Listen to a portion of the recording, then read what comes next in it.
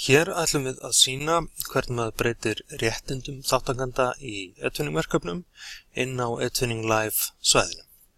Nú við förum hér inn á edvinning.net og skráum okkur þar inn með okkar aðgangsorðum.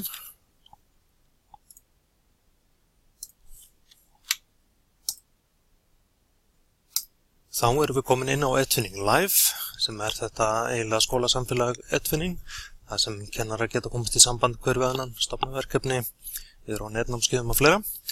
Nú, ég hér inni sem Sólveig, kollegi minn, og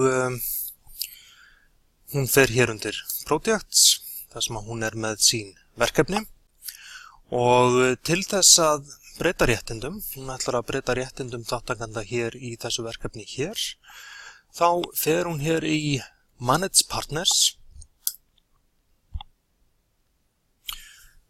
og hún ætlar að finna kollega sinni Guðmund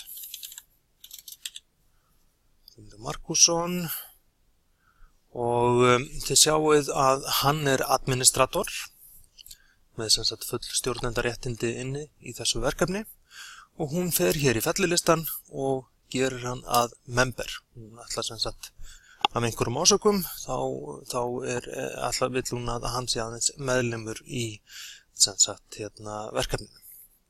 Það þarf ekkert að smetla á vista eða neitt svoleiðis, bara með því að breyta þessi fellilistanum stöðu viðkomandi breytt. Nú, hver munurinn á því að fólk sé administrator eða member, meðlimur eða stjórnandi? Og þið sjáuð hérna, við erum hérna í Projects hérna hjá Sólveigum, og hér sjáum við tvö verkefni sem hún tekur þátt í og þið sjáum að það mismunandi hvað hún getur gert hér.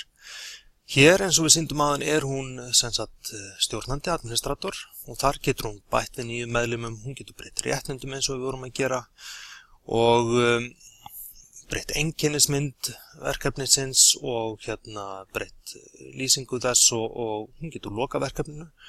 Þetta getur hún gert sem stjórnandi. Í þessu verkefni hér, Nordic Literature, hún hins vegar aðeins meðlimur eða member og þar eru miklu færri möguleikar.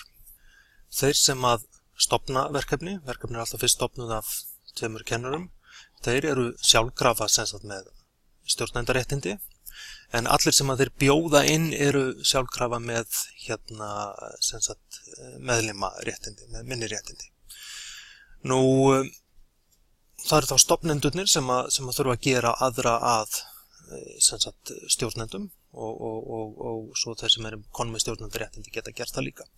Til dæmis hér, nú vorum við að gera Guðmund að óbreyttum meðlim, ef við vildum vilja breyta honum aftur hér, skulum við bara gera það. Og finnum hann hérna og sjáum við að hann var member og við einfallega breytum honum þá aftur í administrator eða stjórnanda.